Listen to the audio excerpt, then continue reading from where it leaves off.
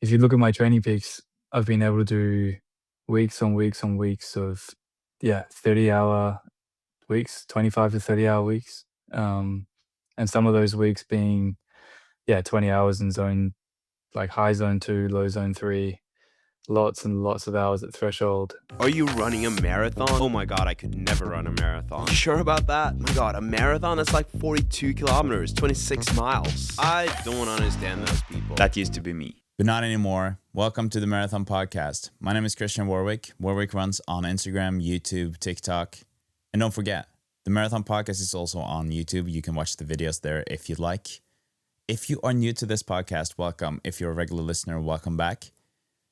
Before we jump into this conversation, I would just want to ask you one simple favor, and that is to head over to your app, wherever you are listening, subscribe, follow the podcast, and please give it a review. I would really, really appreciate it. There are thousands of people listening to these episodes, and I would just love to have more than 90 reviews on Spotify, because that would definitely just help the podcast to grow.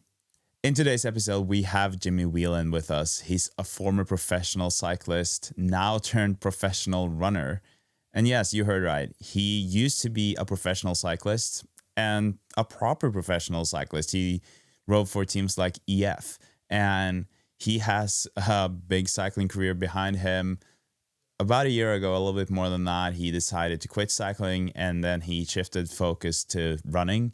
And he now has a 61-minute half marathon, sub 30 10K, and just overall a very, very impressive athlete. He is even signing with a shoe company these days. It's unclear who that is as of recording this. I'm sure if you head over to Jimmy's profile on Instagram, you'll be able to see the updates on that very, very soon. He told me that it might be announced this week, and we were hoping that we could just wait for that message or that announcement to post this episode. But I also want these podcast episodes to be fairly real time, and now it's already been a week since I talked to Jimmy. So here goes. Here's the episode with Jimmy. And honestly, this was one of those episodes where I'm sitting there and I'm like, is this for real?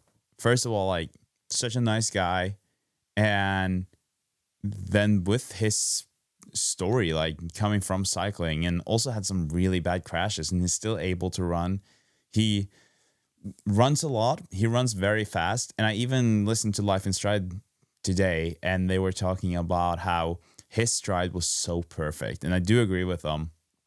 He looks so perfect when he's running. So very, very excited for you guys to listen to this episode. I feel like this could be the one episode where people are listening and they're like, oh, wow. And that people will kind of just keep sharing this because it's so, I guess, in some ways unique. But then again, not, I guess. If we look at Alex Yee's marathon in Valencia, it's not that uncommon. But there is a reason, I think, why these cyclists or triathletes are able to perform the way they do. And Jimmy and I were talking a lot about that in our conversation. One of them, I think, is just that they're able to put so many more hours into their training, and so their endurance and their stamina and also overall just strength is so much better because they're able to do more. And so, not entirely inspired by that. It's been my plan the whole time. I bought myself a Swift ride. I'm going to do more indoor cycling going forward, trying to maybe add, like, if not every day, but just like frequently an hour on that, just to add some more hours to my own training. And I have some really good news, like almost feels a bit surreal. First of all, I bought myself the ASICS Metaspeed Edge Tokyo yesterday. Really want to just try the ASICS line more. I've always been a big fan of ASICS, and not that it really matters, but I'm running Tokyo and Sydney this year, and I felt like, okay, maybe ASICS could be a good time to test it out. Also doing a Sydney series after Christmas, so in collaboration with TCS Sydney Marathon, we're having a series where you will get all information you need. So I'm excited about that. Anyways, the good news is that I bought those shoes, tried them for the first time today when I did 8 times 3 minutes, a great workout that John prescribed to me. And I was faster than almost ever before. And honestly, it's hard to understand. I've had 9 to 10 weeks off and I have not really felt that good. But as I've been increasing the mileage the last couple of weeks, I've felt a bit better. And I can tell that my easy run pace has been like a bit faster than usual. But to be able to just do 330s per kilometer at like 150, 155 average heart rate, that's kind of surreal to me. I don't really understand how that's possible. But again, just very, very excited about that and happy to have that progress. I'm not complaining. So that is just like a quick update on me. And in terms of the Marathon Podcast, I just really want to ask you to check out the Marathon Podcast on Strava. Already have planned a couple of shakeouts run for Tokyo and Boston. And it's also just such a great community in there. And I'll be asking some questions, kind of try to start some conversations and build that community that I feel like is already really growing. And I appreciate all of you listening and being here. And yeah, just again, I know I keep repeating myself. I'm just grateful. So again, in this episode, we are having Jimmy Whelan on. And if I didn't mention that already, he's Australian. He's partly based in Barcelona and Australia, and his girlfriend is in Boston. So personally, I'm really hoping to see him in Boston this spring, but we'll see. Regardless of that, you will be able to listen to him for an hour and a little bit more than that here. And I can't wait for you guys to listen to this. So enjoy the conversation. Have a good run if that's what you're doing when you're listening. And here's Jimmy Whelan. Jimmy Whelan, welcome to the Marathon Podcast. It sounds like you were born to be a cyclist with your last name. Yeah, Jimmy Wheelman. Yeah. Oh, my nickname is like Jimmy Half Wheeler. Well, the cyclists That is on the podcast would understand what that means. But yeah, thanks for having me on. I'm very excited to have you on. Like I told you just before we started, you've been probably on the top of my list for a couple of months after I first saw, your transition, because you have obviously a long story of being a cyclist. Now you're a very fast runner.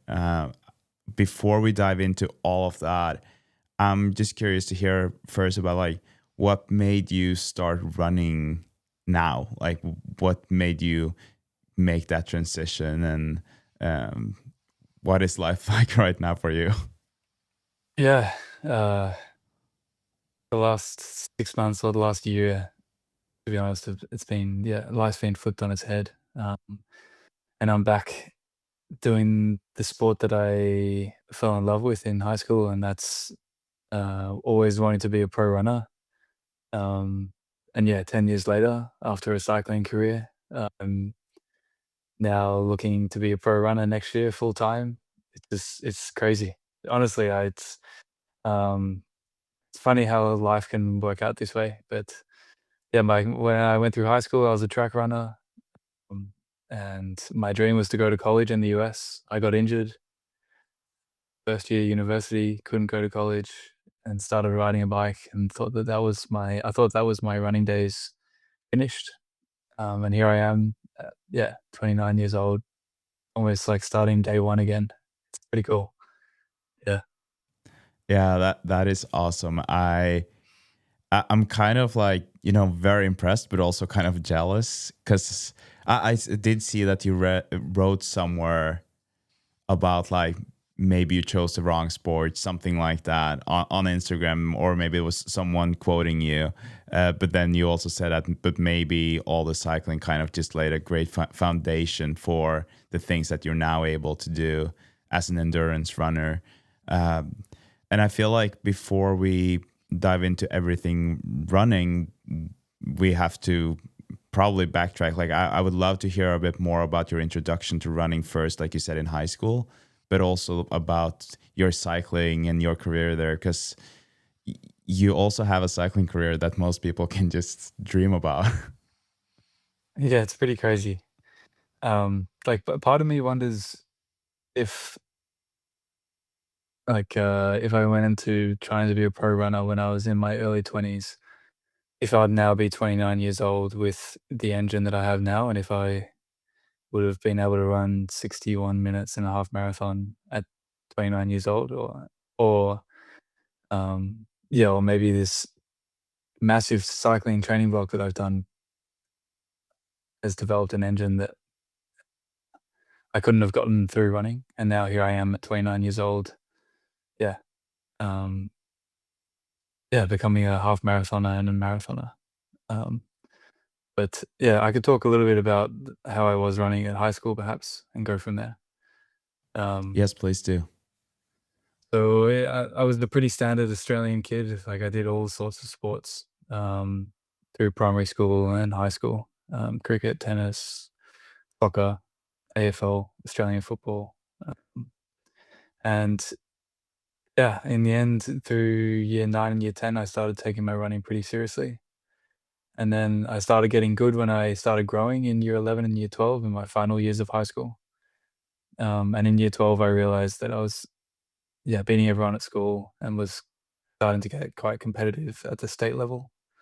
Um, and I wasn't winning anything. For example, I finished 7th in the under 20 3K Australian Championships. Um, so nothing crazy, but um, yeah. And then I had a dream to go to college and trained a bit too much for that dream when I was still growing in year 12 and first and the year after school. Got an Achilles injury, which meant that I couldn't train properly and just started riding the bike. Um, and then I started racing the local crit series here in Australia in Melbourne. Um, and then yeah, within a year, or like a year and a half, I came second in the Australian under 23 road race, which then allowed me to race in Europe that following year for the Australian team. And then I won my first European race, which then allowed me to sign my first pro contract with EF Pro Cycling. Um, and I was with them for 4 years. And that kickstarted, yeah, it was 8, well, yeah, 8 years living in Europe, racing my bike. I didn't have like the smoothest pro career. Like I was at the top level for 5 years of that 8, and then I was in the division below for 3 years of that. So I got to see, yeah, pro cycling in all its forms. And then, yeah, after a few bad crashes, in pro cycling, I decided to leave the sport last year. Um, and yeah, had a dream to actually be a professional triathlete firstly. And that's when I started running as well, and swimming and biking. Um, and yeah, over the last few months and the earlier months of this year, I um, started running a lot faster than I realized. Um, and paired that with an injury on the bike where I couldn't ride, I then just decided to go all in on the running side of things, and yeah, did a 12-week block for the Valencia half and then ran 61 mid, which is pretty cool. So I think that's a quick summary, Yeah. maybe.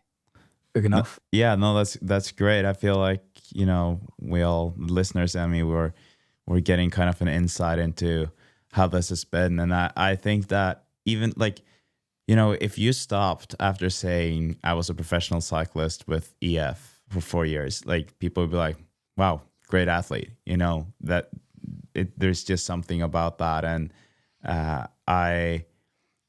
we briefly talked before we started recording. We talked about you doing one of the big races here in Norway, Tour of Norway, and just being able to travel the way you've been able to do with cycling and being a professional athlete for that long.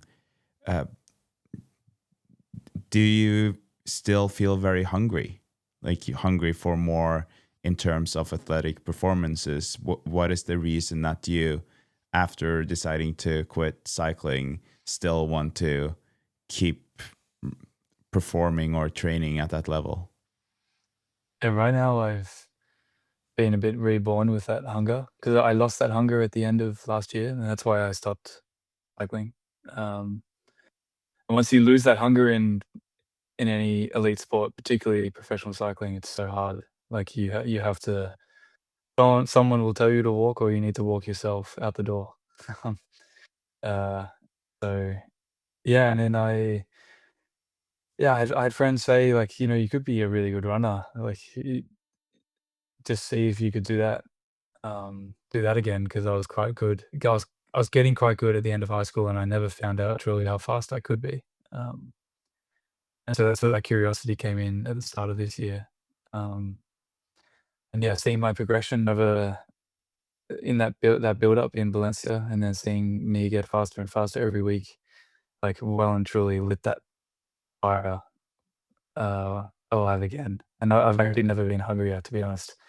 And especially now doing a sport where, like, you chase this number that is so quantifiable, and on the bike you chase a place, and it's difficult to assess someone's performance, but in running, the simplicity of it with the time, kinda, like, really satisfying. Um, and also my biggest limiter in pro cycling was my ability to take risks on the bike with, uh, positioning and skills down descents, and now that I don't have that limiter for my performance, like, if I do a if I do, say 2 4-week blocks at altitude, and I go to a running race and I'm in good condition and I'm fit and healthy, I know more or less, obviously there's still variables that can influence the race, but it's up to me to perform, and if I'm ready to perform, then I can. And there's not that massive limiter of positioning and crashes and things like this. Like, the awesome thing about running is that, like, in theory, you put the work in, you get it out in return. Um, and so Yeah. to be in that, like, simple existence, it's very I say it's simple, but it's still very complicated. Um, Hmm. but it's like, yeah, it's really exciting. Like, I feel like I'm that 19-year-old kid that, yeah, it was, like, about to sign a pro contract, um, but I'm 29. Like, it's yeah, crazy. Yeah. No, I love to hear this, and I totally understand what you mean, because that was one of the things I wanted to ask you about. That because personally, I come from speed skating, and we used to bike a lot, and my numbers on the bike were like fairly good, but that, like, I would never be able to perform in a bike race because of the technical parts, in terms of, like, riding in a peloton and having riders around me like that. That usually stressed me out because of a bad crash I had on the bike when I was 13. And it sounds like that also came very naturally to you, in because you said that after, was it a year and a half, you placed second in a big race in Australia, and you were able to go. So did you feel like we already established that you had a great talent for running, and obviously endurance sports in general, it seems like, but did it also feel very easy for you to get used to riding in a peloton? Um, no, it wasn't easy, and in the end, that was my biggest limiter for becoming the athlete that I wanted to be at the top level. Um, so I had one of the fastest progressions from being, from another sport as a junior to being in the World Tour. Just the amount of race days that I had, just purely because I did one race in Australia where I finished second in the national champs, and then 2 months later, I did my first European road race. I won that, and then I signed pro. So it was, uh, scary to think that I didn't know how to race a bike at a domestic level, let alone with the world's best, and these guys are absolute beasts, like, with their engines, with their skills, their ability just to take risks, and, yeah, to think, like, ignorance was bliss in that way. I walked into the pro cycling world, and I in my first year pro, I managed to have a full season without any serious crashes, which is pretty incredible, to be honest, looking back at. Because essentially I was just a runner who had learnt the basic bike skills, but not anything to be ready to race your bike 100K an hour. down the Pyrenees. Um, like, some of the things I look back on with the skills I had and the knowledge I had for cycling and the situations that I was put in, it's just crazy. And I'm glad I didn't know that I didn't know. Yeah. Yeah, I remember my grandma at some point told me, and I'm pretty sure my mom said it too, like, please just don't start competing as a cyclist. And I understand it when you watch these races.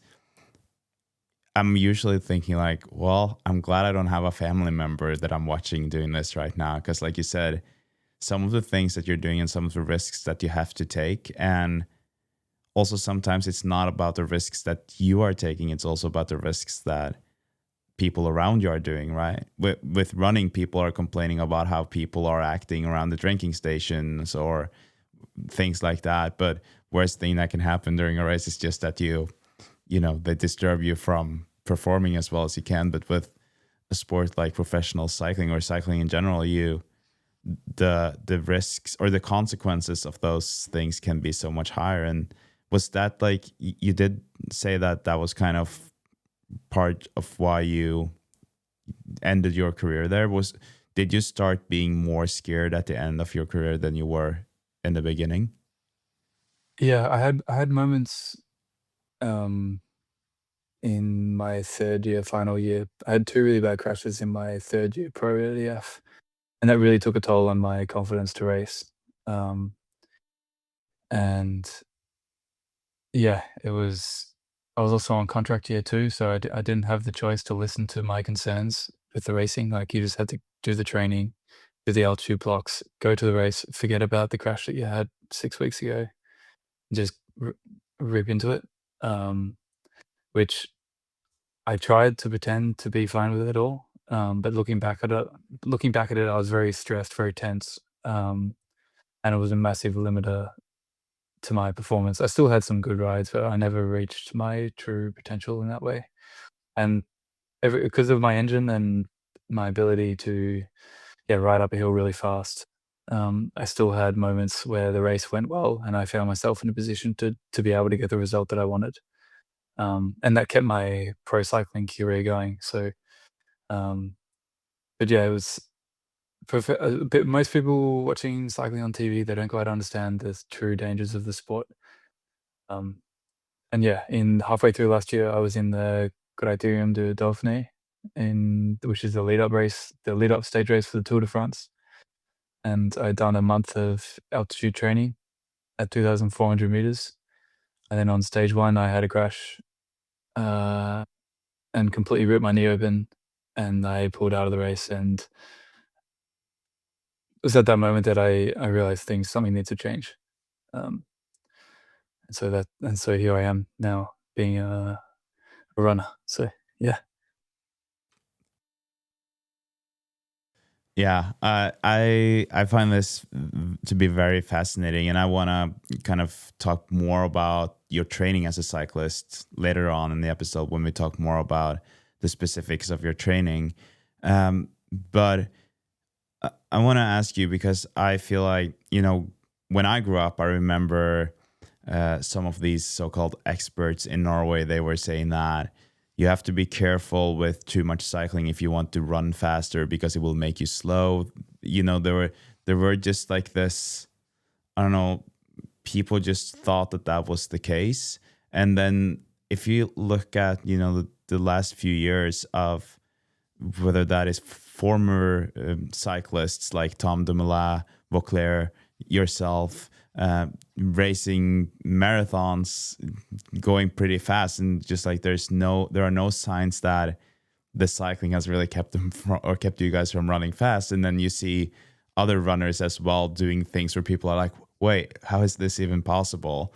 Uh, What is your take on that? Like, from just a pure endurance perspective, do you think that you don't even, obviously, to get to the level you are at, you have to do more running, but just to run fairly good, do you think that cyclists just have that advantage because of that endurance that you have on the bike? Yeah, I mean, cycling is pretty incredible in the way that I could do 30-hour weeks back to back, with 20 hours of that being like zone 3, very high aerobic quality work, and maybe like 6 hours of that at threshold. Like, you can't do that in running. And I think those back-to-back weeks, back-to-back years, and even in the races too, we would do stage races, like 8 days long, and just the amount of time that we would spend in anaerobic and VO2 in these stages was crazy. Sometimes, like, 50, 55 minutes in zone 6. You can't do that in running.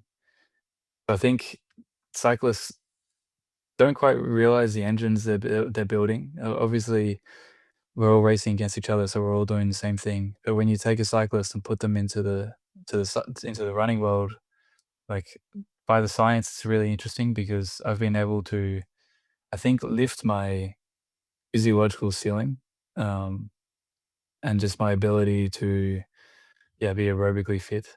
Um, so yeah, it is interesting, like, yeah.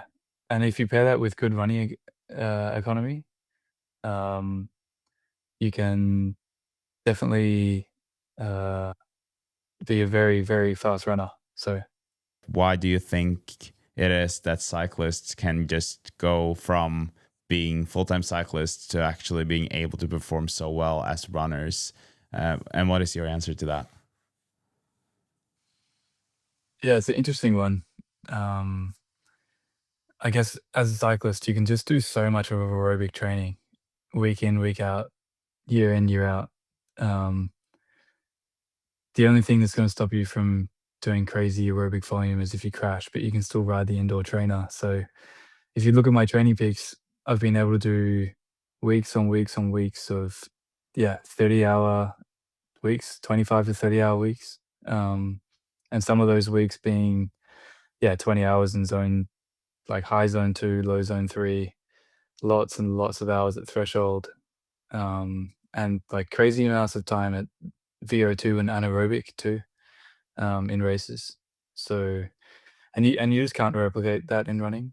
Um, so yeah, it's interesting. Lots of people have been asking me, am I as much better runner because of this cycling training that I've done over the last 8 years? And I think if you pair that with good running economy, like good biomechanics, and you're efficient at running, in my case, at 20K an hour or 21K an hour, then you can be, I think, a world-class runner pretty quickly.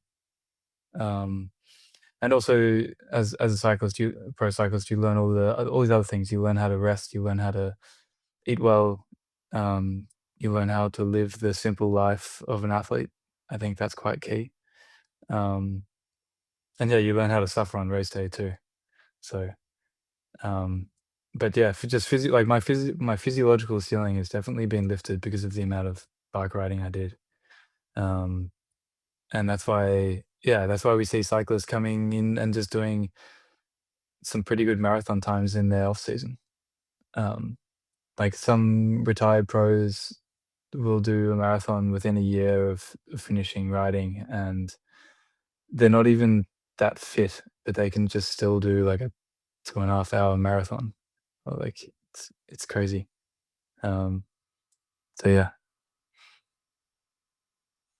Yeah, and one thing that I've thought a lot about, because I also come from a sport where it's less impact, right? So we were able to, just like you said, have 25, 30. I think I maxed at 35 hours a week.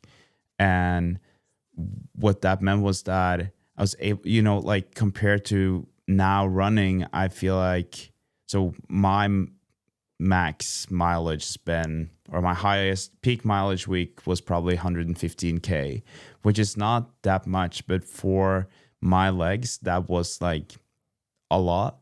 And I wasn't really able to do that much more. And if I started looking at the hours, I was like, but I'm barely training. I'm barely moving, right? And I felt like I had to do more. And I would assume that that is kind of the same for you as well now that you're running. Do you feel like you're barely training, or are you still using cycling a lot as a part of your endurance training? Yeah, it's interesting.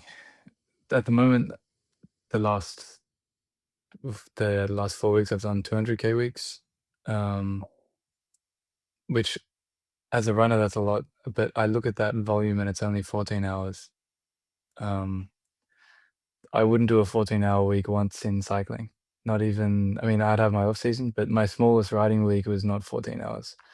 Um, and so I do feel like I'm detraining in that way, like mentally, I'm like, it's only 14 hours, but then, yeah, it's a different type of volume. Um, I am curious to see if I need to eventually bring the cycling back in. Um, at the moment, I'm not riding my bike because my main priority right now is to condition the legs, not the engine. Um, and the best way to condition the legs is with running. Um, so yeah, it's interesting. Like maybe in a year's time, I'll need to maybe do some ergos like once a week or twice a week and do like a big threshold session where I do like 3 times 30 minutes just to keep that like aerobic conditioning going. But maybe I don't need it. I'm pretty happy just running at the moment. But that is, I am curious to see, yeah, if I plateau aerobically and adding in bike sessions like I used to, these super bike sessions that I'm used to, if if that'll keep the engine nice and big. Yeah. Yeah, and that is something that I think is, it's very interesting whether or not you are switching sports, but a lot of people can be, you can start believing that, oh, what I'm doing right now is working so well. And then you forget what you did for the last 3 years, because usually you will obviously benefit from whatever you did the last 3 years or last 10 years, whatever. But um, I'm curious too to see, and maybe we need to talk again in a couple of years' time to talk about how much you are still using cycling and how much of that fitness that you have today is based on all those years of professional cycling and a lot of cycling. And if, because I guess the question is like, how long can you live on that and just do running and still build your capacity as a runner? Or do you need to bring that back in? And that's a very interesting discussion, I think. Yeah, and also like tie that in. I used to train hard and quite hard. I would often overtrain on the bike, and I was living up at altitude for these massive weeks. So I was, sleeping at 2,000 meters, going every day up a climb to 2,400 meters, doing 6 hours of training. Like 4 hours of that were above 150 beat heart rate. Um, and now I'm at sea level doing 14-hour weeks. I also wonder if, yeah, if after a while I'll start to, yeah, fall behind, and need to inject that, yeah, the cycling training back in, and yeah, we'll see. But for the moment, as I said, like I'm seeing massive improvements. Like the 12-week block that I did from August, September, October into Valencia, um, wasn't any crazy training. Like there was a 4-week block that were pretty big, but everything else was pretty standard. And I was getting faster and faster every week. And even now again, after some rest after Valencia and then building up again, um, like my body is getting quicker and quicker, which is really cool. And my conditioning of my legs is getting a lot better.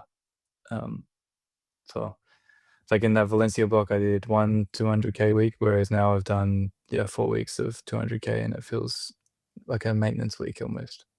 Wow. Um, I'm going to look like a bit of a fool if I get injured in a week, so touch wood. Yeah, I'll Yeah, touch wood for you over here. Uh, I, nice. I'm getting a bit ahead of myself because I'm just so excited to ask you a lot of questions, especially when you're talking about these things. But I feel like we need to go back to last year when you made a decision to quit cycling, and you said you tried to do some triathlons, or that was your plan, and then you started running more. Will you say something about like that transition? And it almost seems like you found the love again for sports and being an athlete. how was that transition? Can you describe a little bit about, like, describe that feeling or the feelings that you felt when you started running again? Yeah, I mean, when I stopped cycling, I was a bit scared, to be honest. Like, it's a bit of an identity crisis, and it was almost the identity crisis that I had when I got injured as a runner, um, and it ended up being a good thing for me. So that was the approach I had this time around again. And yeah, as you said, I tried being a professional triathlete. Learning the swimming side of things was difficult, um, and also I started to love the running so much that I then had that little guy at the back of my head saying, "You should do running full time, like, you might actually find out how good you could have been." Um, and yeah, the more I swam, the slower I got at running, which was also a difficult dynamic. Um, so yeah, when I made the call, like, in the middle of the European summer, um, yeah, I was, like, so relieved and so excited because I knew that I could finally answer that question. Um, and yeah, I was just so excited to like, when you're fit as a runner and the body's moving nicely, it's just such a good feeling. It's hard to describe, and only really runners understand that. Um, like, when you're moving well, it's just great. Um, and yeah, it's kinda nice now, like, I can just go for a hour and a half run instead of doing 6.5 hours on the bike. It's a lot more manageable, and, like, my life balance is so much healthier, which is good too. Like, I feel like I'm a lot more present with my friendships and relationships with people. Um, when you're a cyclist and particularly a triathlete, you are so one-dimensional. The training is super intense. You have to live such a strict lifestyle, which which I bring into my running as well, but now I have more free time. I can kind of, uh, you know, go out for dinner with a friend last night, without worrying about doing a triple training day and then getting ready for another triple training day the day after. So, yeah. Yeah, I totally see what you're saying, and I think it's so interesting to hear about, the identity crisis that you were describing. And I have a lot of friends who've been professional athletes at a high level. They've reached their goals and dreams. Some of them didn't, like myself. I had big goals, didn't really reach them, and I think that it's not really talked about enough, how hard it is to give up on it, whether it's because you're ready for it or you're not, because I don't think anything can really prepare you for that moment of, so now what, you know? And I felt the same a Yeah. bit when I found running, to be honest, because I'm not at your level, but I realized that I was better than your average Joe. And I was like, wow, this is fun. I want to pursue this. And now I'm just trying to figure out how can I do that in a way where it's still healthy for me, that I'm able to keep that mileage and maybe reach those goals. And then I have some very ambitious goals and some even more ambitious goals than what I'm probably voicing out loud. And um, will you will you kind of just take us through a little bit of that process in those, I don't know if it was weeks or months between quitting cycling and probably kind of saying, you said bye to a big chapter of your life, right? And then something else shows up, and I don't know if saving you is the right word to use, but more like opening your eyes to a new world and a new chapter, which at the moment looks like it's going to be a pretty big one as well. Yeah, it was, like, taking lots of risks, that's for sure. And, like, the whole identity crisis and feeling a bit lost, like, when I was going through as a pro, I saw a lot of my mates also wanting to become pro cyclists, and I saw a lot of them having to face the hard decisions of whether it was worth still chasing that dream. Um, because these chasing this stuff, it's pretty full on. It's at the cost of everything around you. Um, and then, yeah, to be even a few times in my cycling career questioning whether I wanted to keep going. And then to finally, yeah, rip the cord out and actually just say I'm leaving pro cycling. It was a relief at the time, but then I was also like, well, what do I do now then? Um, and I was still, part of me was still very headstrong, saying like, I'm still a very good athlete. I can still do something at an elite level, whether that's running or triathlon. And you just need to go 100 miles an hour into it, and then something will stick. And like, I was fortunate to still have like some savings from pro cycling where I had that financial freedom to say, okay, I can give it a crack for a year. And yes, it's going to be at a cost of losing some money, but at least that way I'm still. And then potentially, if I find my feet with it, then I can call it a job. So that's kind of my approach to it. And even when I stopped triathlon and then was like, okay, I'm going into all in on running, I was like, okay, well, that's all nice, but how do you go pro in running? It's complicated as well. And then I just saw, yeah, Valencia half. I'll do the 12-week training block, do a really fast time in Valencia, and go pro. And that was the fantasy. And like it's a good trait to have it, but it's also a bit toxic to be a dreamer, um, especially when it doesn't work. But in this case, it worked out really well. Um, and yeah, uh, yeah, I've had to take some risks to get to find your feet in these pro sports, but and that's with the help of a lot of people too, um, who at the time didn't have to help me. Like when I decided to become a runner, I told some of my family and friends, and they were like, "What do you mean you're gonna become a runner? You just said 5 months ago you're doing triathlon, and you just stopped cycling." So, but when something feels right and you believe in your ability, which can be quantified with times and stuff, and then the training and everything else that I've learned through cycling, I was like, I think I can do this. And then, yeah, um, now that's opened up this whole new chapter of things. And uh, yeah, I don't know how good I can be, but I'm certainly excited just after the time that I had in October. Um, and yeah, I think that answers that question. Does it?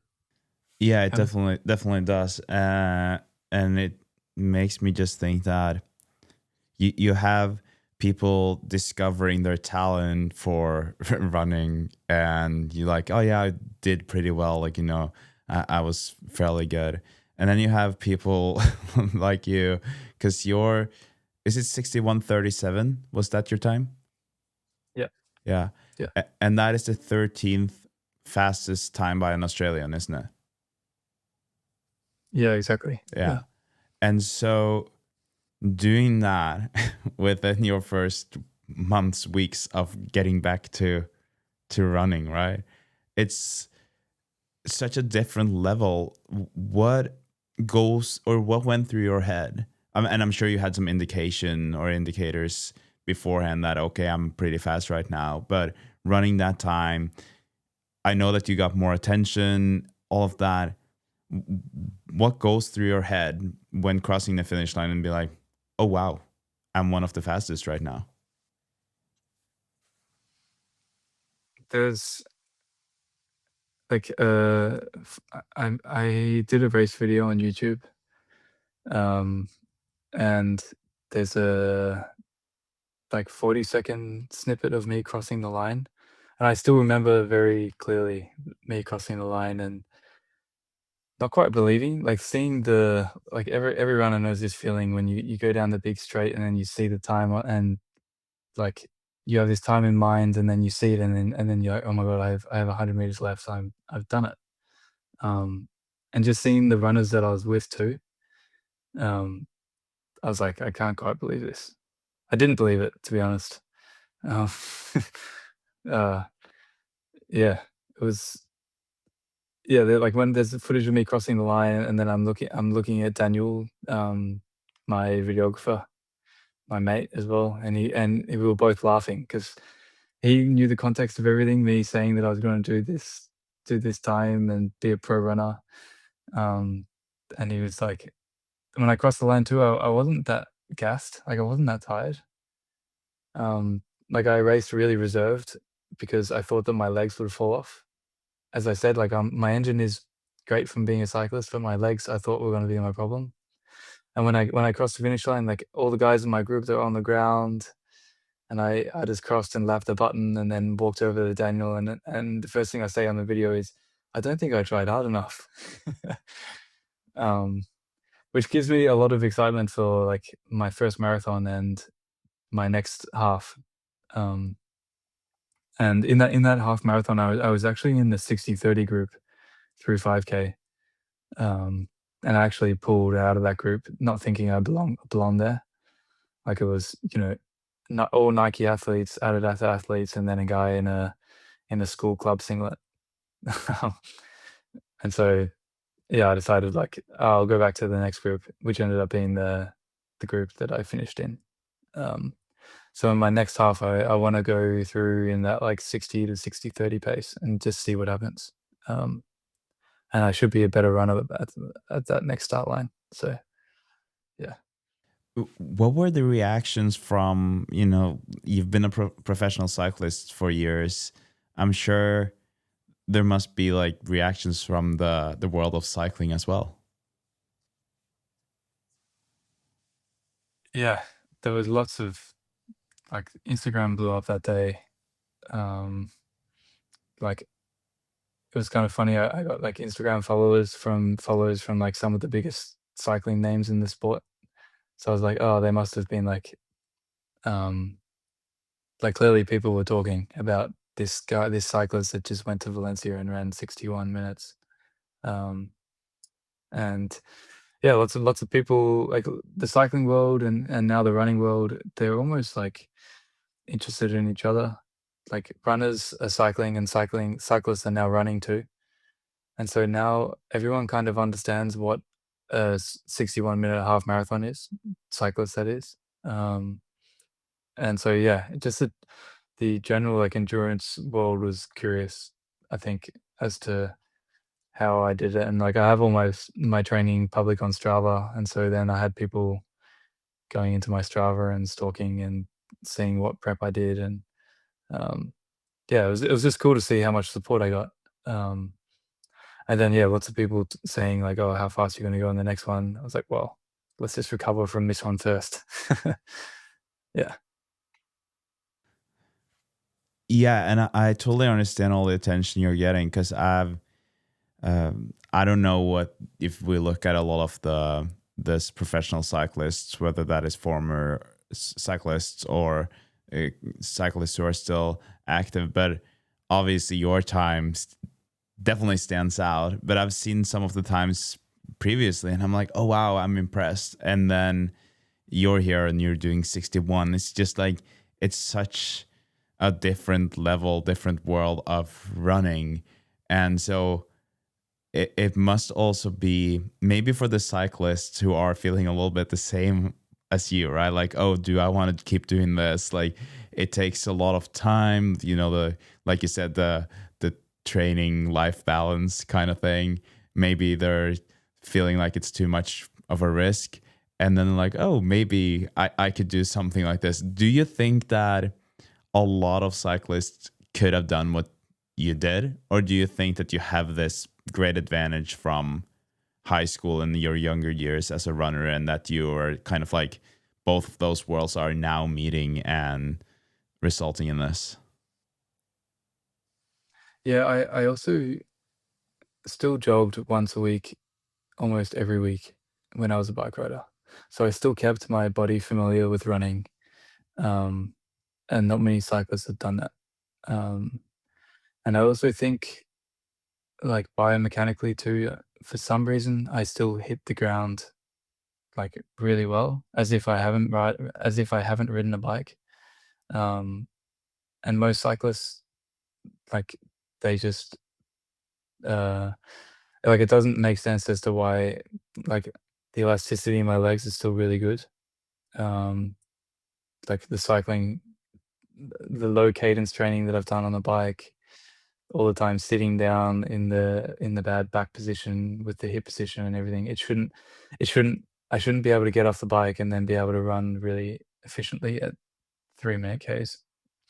And I think that's where I differentiate myself from most of the guys in the pro peloton. If like most of them have a bigger engine than me, but that you need to multiply that by the running economy, and you can only teach so much of that. So yeah, but for sure, there's guys out there. If you like, say there's 800 top pros in the world, for sure there's like 50 of them. They could do the same. Wow. Yeah, but they're good pro cyclists, and they're probably happy doing that. Yeah. Not willing to. Yeah. So like to yeah, I hope that if someone is having a happy career in cycling, I don't want them to get any ideas to try and do what I've done. No, but yeah. I don't know if this is random or not, but after your Valencia, I feel like there were more photos of cyclists running showing up, at least in my feed. So like some Mathieu van der Poel out running, and I was like, this can't be random. I'm sure he's not switching careers or anything like that, but I've like never seen photos of him doing that before. I'm also very interested in cycling, so I've been following him for years and never seen him do anything else than cycling. And all of a sudden he's out running. Could be that I'm wrong on this, but did you notice the same thing? Yeah, a little bit. It's also the timing of the off season. So cyclists are allowed to run a bit more than normal. But I definitely noticed amongst even just some of my mates who are retired pros, they then started. Even if they didn't message me, though, I would then see on Strava that they did 3 runs that week. I'm like, oh, that's inspired some people. That's cool. And like, you know, catching up with people, and they said, oh yeah, I've actually entered this marathon next year, and these aren't like they're former pro athletes. So there's definitely a little bit of that. And I think like someone might see what I've done and seeing like, oh, he's just like kind of ripped the scripts and just said, I'm going to try and be good at running, and that's what he's doing. So maybe, yeah, people are giving it a go. But yeah, I did definitely see on my Strava from people I follow, pro cyclists, there was more people running than normal. So I hope I haven't caused any injuries, preseason injuries. I hope I'm not liable for that stuff. But yeah. Yeah, I don't think they should blame you for that. I think they should thank you. But I love to hear that. I think that's great, and I also feel like that is kind of the trend these days. You see people running, and then you're like, oh, that looks cool, and you see people performing well, and oh, maybe I have this. Because I also feel like you hear a lot of people saying that I didn't know that I had a talent for this, and they started running and like, oh wow, I did a pretty fast marathon or pretty fast half marathon, whatever. So I love hearing this, just the way you've done this. And also I think it's cool to see that this happens. I'm sure that regardless of like say Mathieu van der Poel, if he's been running previously, I'm sure the inspiration that you are might be the reason he then chooses to post things on his socials about it, just because I don't know. I like to think that you inspired Mathieu van der Poel. That's pretty cool. So it's also interesting now in pro cycling, like the coaches and the team encourage cyclists to run at this time of the year to try and strengthen their legs, to get their bodies moving in different ways. I actually think that more cyclists need to run during the season as well. Yeah. It becomes tricky because you need to ride the bike a lot, so to squeeze something else in, it's hard. But yeah, running is trending in the cycling world, that's for sure. That's cool to hear, because I feel like we do talk a lot about cross training as runners, and then I guess like running will be cross training for cyclists. So it's kind of a different form of activity, which is obviously very interesting. And I guess as a cyclist, you need to be careful with that if you haven't done a lot of it before, because the mechanical load is very different. Yeah. But like you said, different stimuli and just experiencing new things, or like kind of just exposing your body for new things can definitely be good. And I'm sure the body gets bored in a way when you're a cyclist, because it's just cycling day in and day out. Well, yeah, you're just stuck in this hunched over position, Mm-hmm. um, and it's good to, like, yeah, get out of that, uh, yeah, out of the bike and then just into, like, yeah, a proper posture and, yeah, engaging all, like, the small hip muscles and muscles, the lazy muscles that you don't use when you're on the bike Yeah, too. yeah. Um, but yeah, yeah. Well, Jimmy, we because of the technical issues, we are a bit behind here. But I really want to ask you before we end the conversation a little bit about your training, and I'm obviously curious about what you've been doing. You talked about your mileage with the 200K weeks. But before we talk about what you're doing now and what you've been doing, I'm curious to hear what kind of workouts or bike rides, or like if you look over the last year's as a professional cyclist, what part of that is it that you think that kind of have contributed the most to you being able to run as fast as you have today? I know you talked a little bit about it before, but what are your thoughts on kind of the most important parts of it? It's hard to pinpoint exactly. I think the training days where I would do on the bike, say 5 to 6 hours, long days, and then I have 4 long climbs, and I go from bottom to top at, like, 160 heart rate. I think aerobically, and then you end up accumulating maybe, yeah, over 100 minutes of quality aerobic work, plus all the riding in between that. Um, I think that's training that just changes the body, aerobically.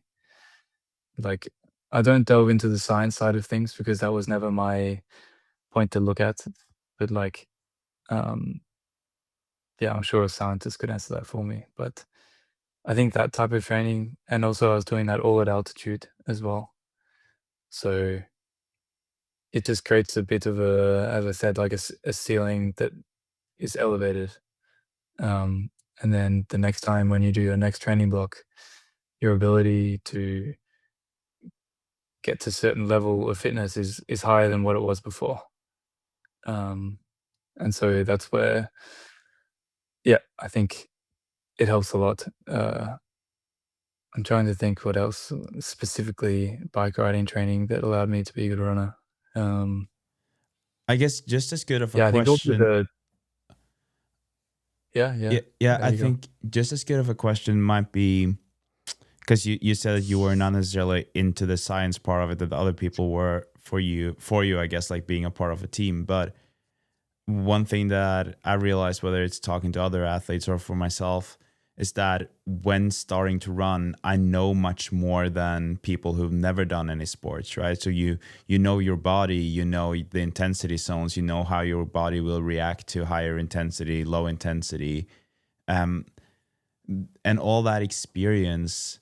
What would you say that like the most important things that you brought with you from cycling to running when you started uh, running more with in more of a structured way, I guess? Yeah, it's interesting because I've seen cycling at the top level of the sport. You see all the nutritionists, the physios, like it's such a high performance team. Um, and then you come across into running, and athletes don't have that support, not to that level. Like they still have support from, you know, the group that they train with, but it's not.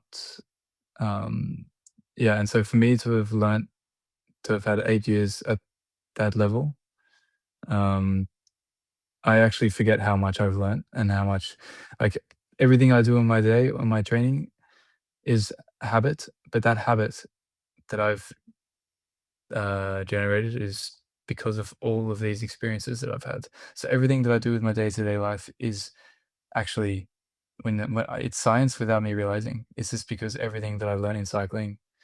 And so when someone asks questions, "Oh, why do you do that?" And I'll be like, "Oh, yeah, I do this because of this reason," and I don't think of it. So there's so many things that I think I'm so fortunate to have with experience with nutrition, with rest, understanding when my body is ready to absorb the training and to work hard. and also to know I can work hard, and then when I'm not absorbing the training, it's really hard to finesse. Um, I mean, my biggest thing unknown that runners have up on me is knowing the limitations for getting injured. Um, but then I've thought about that a little bit critically, and I think that that actually just comes down to nutrition, rest, and everything that I already know in a way. Um, uh, and at the moment, it's all going really well. Uh, and yeah, like I've been able to spend some time with training groups, and it's like in the running space, there's definitely a lot of room for improvement with athletes understanding, yeah, the food side of things, understanding like almost a simple life that you have to live in order to be a world class athlete to get the absolute maximum. Um, like when you're training, when I call it training camp mode, basically I'm training as hard as I can and I don't get very social and I have a very strict routine. And for something to move that routine, it's actually kind of a big deal. And I have to really evaluate whether I need to move things around. And this type of lifestyle is not week in, week out. This is altitude blocks or key race weeks before key races. Um, but then also when life gets in the way, you also need to not stress about it because stress will be the stressing about life will cause a bigger limiter than the stress itself. Um, so yeah, there's so many moving parts, but it's also so simple. Like a lot of athletes benefit from going to altitude, not because of the altitude, but just because they end up living the athlete lifestyle that they need to live when they're not at home. Um, so yeah, that's not to say altitude training is not important. Like I'm a super responder No, to but altitude and yeah. heat training. Yeah, Yeah, but I totally see what you mean. And I feel like it's the same with everything, right? The more, the better workouts you've had, the more mileage you have, the more serious you might get with other things. And same, like you said, going to a training camp, you might be better at going to bed early enough. You might be better at your nutrition, better with everything. And then obviously when you go to an altitude camp, you get the benefits of the altitude as well. But it will almost always be impossible to kind of measure every little thing of like yeah, which one of all these things was it that actually contributed the most to you improving. And after all, it's like the work you put in, the dedication, the seriousness, that will also pay off, right? But then that can also get too much. Like personally, I experienced that where I might have been so serious that, like you said, I got stressed out by things that I shouldn't have been stressed out by, or I just didn't enjoy life enough, and then that becomes a negative instead of a positive. So it's yeah. definitely a balance. It's really interesting. For example, when you see athletes go to altitude when they normally don't go to altitude before a big race. They do all the sacrifice. They're away from their friends, their family for 4 weeks, all for this like selfish pursuit of running fast. And then they don't have a good race. Uh, and then that's when it can really play with athletes like mental health and uh, yeah, just happiness. Um, and it's all about like rolling the dice sometimes. And there's plenty of athletes who just perform better when they're at home. Um, and that's not to say that that's their peak condition, but that's their happiest condition, and that's what will make a long career. So um, maybe this like full on cycling approach is not sustainable for most runners. Um, like I can flick the switch on and off, but I also need to switch it off every now and again too, because otherwise, yeah, you just get burnt out. And I'm fortunate from the cycling world, like it's such an intense environment to have been part of that now I'm in the running space. It does feel quite relaxed. And when I'm dialing it in, it comes naturally to me, so I don't feel like I'm dialing it in, if that makes sense. So I'm Uh, lucky like that. Like I see plenty of athletes uh, struggle to really do all the one percenters and things like this, but I really do love just um, yeah, like squeezing it and trying to be the best athlete I can be. I mean, my like my friends would say my lifestyle is pretty full on sometimes, but when they see me get a result, they're like, "Okay, it's worth it. That's awesome. That's sick." Um, but yeah. I love that personally, like that what you're saying. I always felt like those sacrifices, that especially the sacrifices from the outside, because I think a lot of people feel like a lot of people think that, oh, but he or she, they're sacrificing so much, right? And then you realize that, well, it's not that much of a sacrifice. It's just something that I love to do, and this gives me a lot of happiness and pleasure because I'm enjoying it, and even though, like, I'm sure there are times for you as well where it would be more tempting to stay on the couch or stay in bed instead of getting out for a run in bad weather or just whatever. But just that feeling of running that 61 half marathon and seeing that you're at that level, it kind of, I assume that will make it all worth it, kind of. Yeah, also a key part is I have a bit of a life hack where I live in the European summer and then I come back to Australia Yeah, for a bit of the summer, so I don't have to deal with too much snow or yeah, exactly. cold winters. Um, but maybe I need this seasonal variation just to slow me down a bit. Who knows? We'll find out in a few years. Yeah, but that was actually Yeah. something I wanted to ask you about, because I want to ask you about your specific running training. And I've seen on social media that you seem to use a treadmill quite a lot, and I find that interesting. And I know that a lot of runners do, but you are in a climate where it doesn't seem like it. You need to use it. Like here in Norway, I have to use a treadmill every now and then because I can't run fast on ice. That's just impossible. That's not really the case Yeah, for you. yeah, So, yeah. so what does your training look like? And also take us through those treadmill workouts. Why is it that you use that instead of running outside? Yeah, I mean, I'll talk specifically with my Valencia half marathon build. So that was a 12-week build, more or less. And yeah, slowly building up mileage. I had a 3 sessions per week, classic Australian running structure where Tuesday was like VO2 stuff, Thursday was threshold, and Saturday was hills. Um, and I built up uh, initially just single day jogs every other day, and then I built up to double day jogging and then high volume jogging. And then also my sessions progressed throughout that block. But the structures remain pretty similar. So, and yeah, I'd always do my big threshold session was always on the treadmill. Um, One of that reasoning was because in Barcelona it was so hot this summer that I actually mechanically couldn't run the paces that I wanted to. So being in a gym that was a little bit cooler, it was still hot in the gym and humid, so I was still getting great heat gains, but, um, yeah, just going to the treadmill, going to the same treadmill in the same temperature, the same environment, and just seeing each week the improvements was quite satisfying.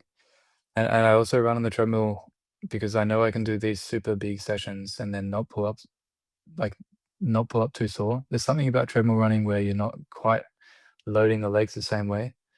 Um, I think I'll need to change that in my marathon prep where I need to really bash my legs up properly and not with treadmill running.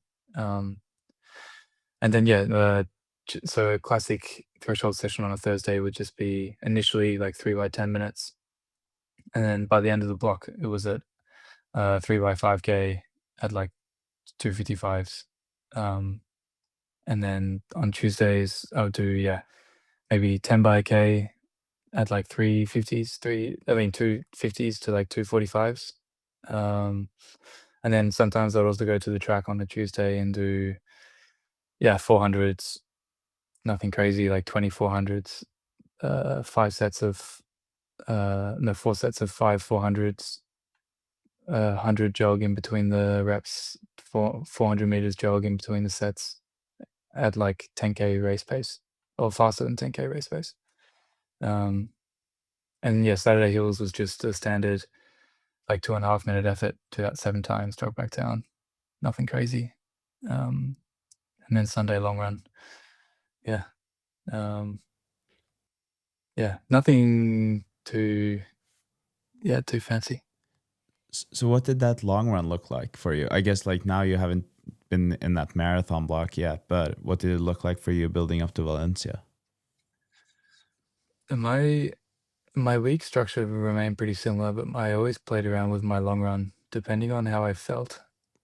So I wouldn't say that, okay, I was going to do 2 hours that day at this pace. I would say, okay, am I feeling ready to do a hard long run? Yes, no. Okay, if not, I just do 2 hours really easy, like in my case, like 4:30s.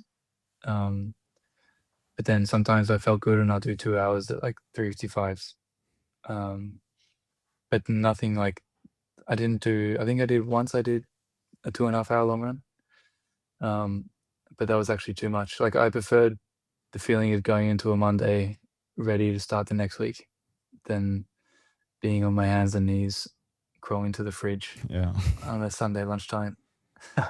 Which I do like that feeling, but I like to keep my bullets for the next week than spending them all on a Sunday.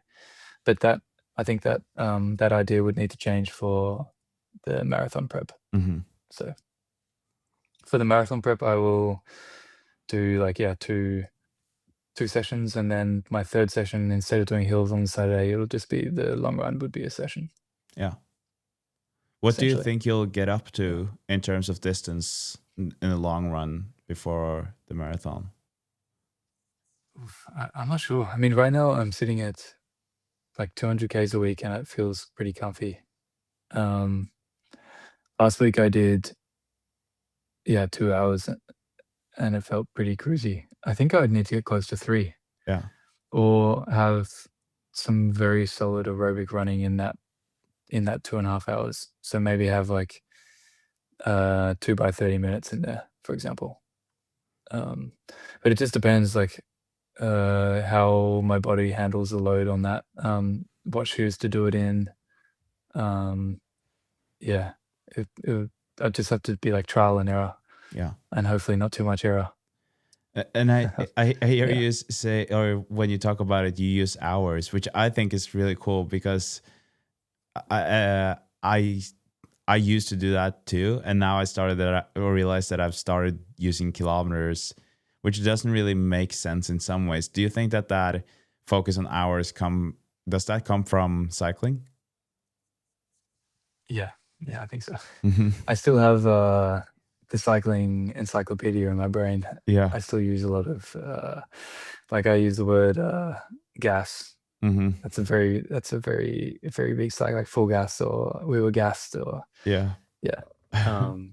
But the hours, I think like time is more important than well, yes and no. It depends who you ask. But I say kilometers, and I at the end of the week on a Sunday, I still look at my how many Ks I did for the week, Yeah. not how many hours. Yeah.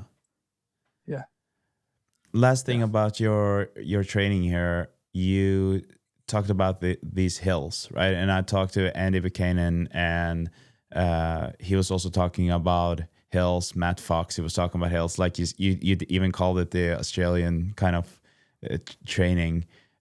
For you, what do you feel like is why is the reason for the hills for you? In my case, if I was to do another threshold session on a Saturday, I think I would be flirting with getting injured. So doing the hills allowed me to do threshold and VO2 work in loading the body in a different way. Um, and also I think hills assist with mechanics. So whenever I did a solid hill workout, I'd always feel like on the Sunday that my mechanics was really dialed and I was hitting the ground nicely. Um, but when I say hills, they were very controlled. So they weren't. I wasn't doing the work. The hill was doing the work. Um, so it wasn't like I don't know. That sounds stupid, but the runners would understand what I mean by that. No, it definitely Like, makes sense. yeah, like you're not like going crazy hard, but just like getting to a point where this feels solid, and then getting to the top, and then jogging back down. Yeah. Um, I think in our ideal world, the recovery is actually too long to jog back down. In an ideal world, I'd have like a 7K climb Hmm. and then finish finish the session at the top where I only have, say, 40 seconds recovery. Yeah. But yeah, we don't live in an ideal world. No. So So you said yeah. 7 by 2 minutes. Is that what you did? Yeah, more or less. Yeah. So yeah, like 2 to 3 minutes. Mm-hmm. And so like to get in total more or less around 20 to 25 minutes of threshold VO2 running. Yeah. And that would only be like, 20-minute warm up to the hills, 20-30-minute warm down. It's not a crazy day. Mm-hmm. But if I was to do, like, if I wanted to run a fast 5K, I think I'd really need to work on my speed. So maybe bringing those hill works to like 100-meter stuff, really short. Yeah. But I'm not doing that for the moment. So No. yeah. No, because you are now starting to prepare, I guess, or at least you're starting to think about something that we talked about a lot here, because the marathon is in the future, or like in the cards for you now. And I asked you before we started recording if you had a plan for a marathon. And I guess this is like two questions in one, because you also talked about going pro next year. So it seems like you will have some kind of contract. I don't know what you're able to say about that, but also about like your plans for the spring and the marathons. What are your plans going forward, and also obviously your goal for that first marathon? Yeah, so I mean, one thing's for sure is, I'll be able to like be in pro kit next year, which is like still pinch me kind of stuff, which is amazing. Like that's my high school dream ticked off, which is unreal. And yeah, I'll be doing another fast half,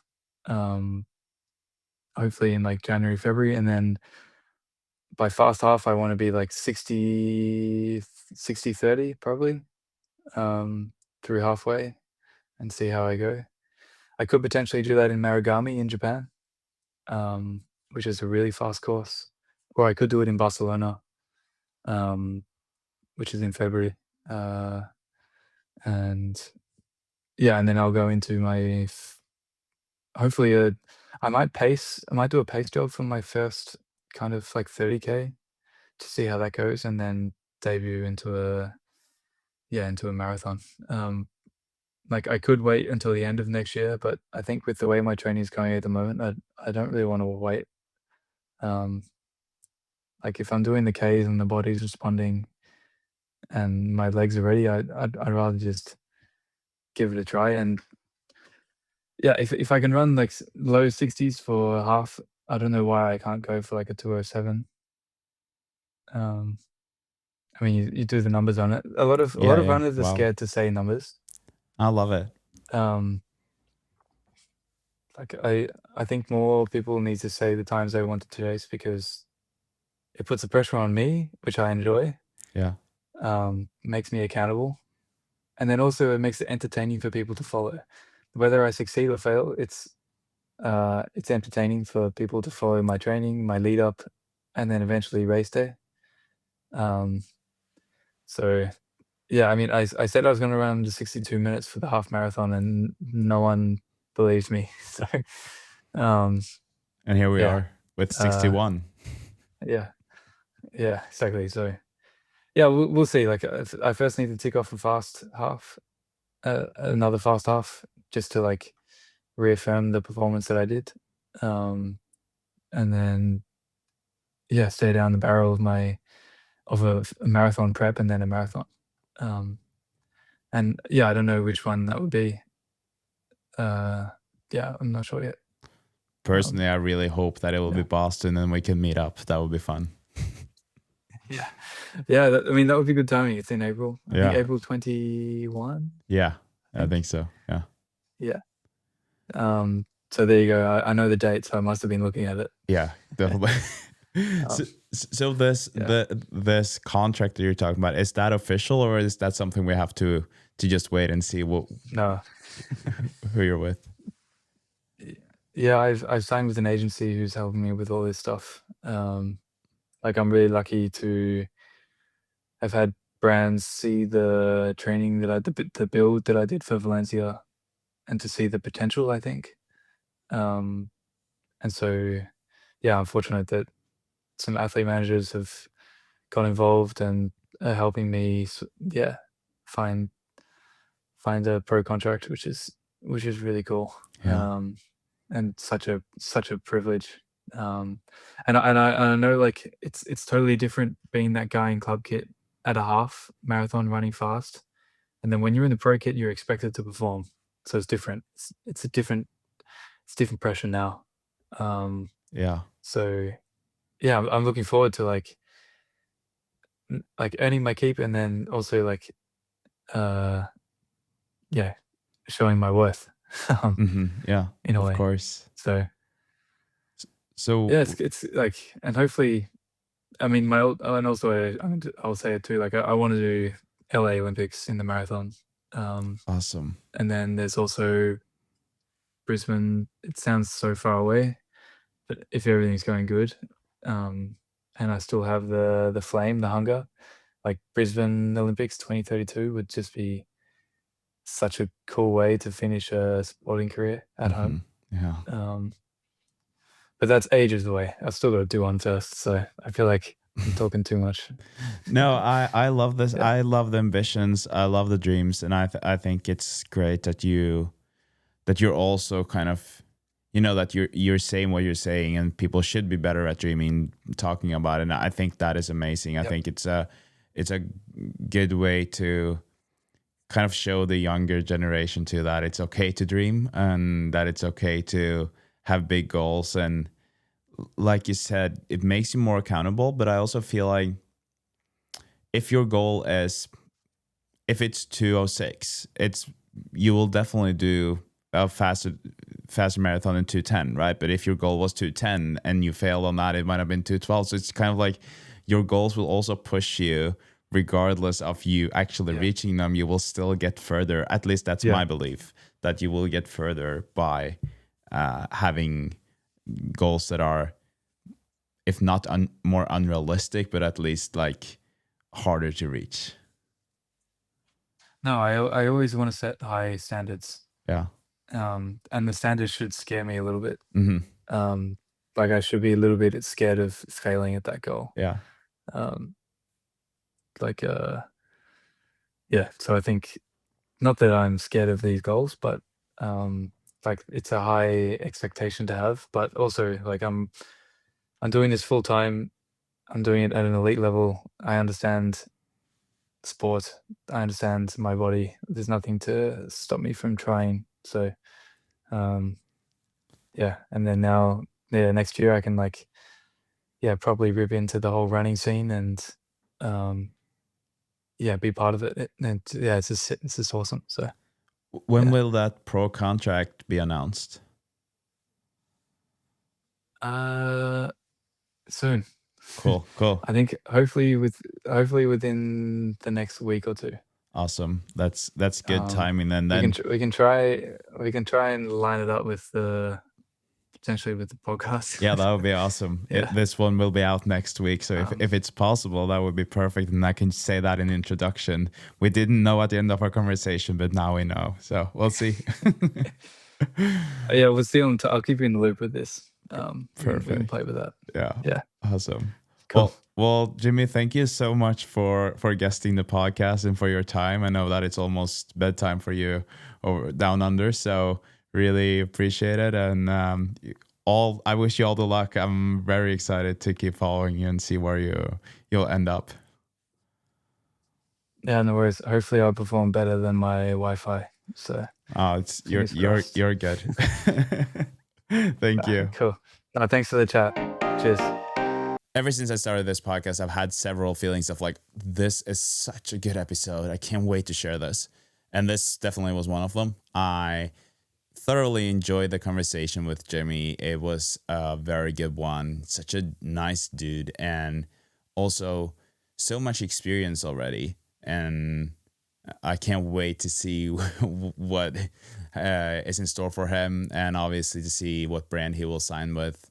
So we will see in probably just a few days. I'm excited to have had him on, and he was kind of like very high on my list of people to have on, especially after some of his recent results. And yeah, really excited to share this with you guys. I hope that you enjoyed this just as much as I did. And I guess now we had Jimmy Whelan on, Cyclist. It's time to get Alex Yee on. Do you know Alex Yee? Do you know anyone who knows him that could help me get in touch with him? I would really appreciate it. And I'm sure you as a listener would love to hear from him as well. Thank you so much for listening. Just to give you a little bit of tease for what's coming up next in the next episodes. I'm not really sure what's coming up in the next episode, but we have the Irish champion in the marathon distance, David McLean, on. We're having the elite coordinator of the Berlin Marathon, Philip, on in a couple of episodes.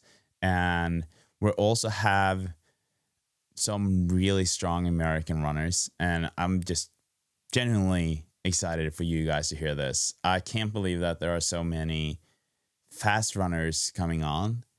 And I'm also planning on having, before Christmas, an episode where we have like more runners of all levels in the same episode, where we just have like different segments with them. And I'm very excited to have that, have them on and make that episode. I think that's going to be a bit of a different one. And again, just thank you so much to all of you sending me messages.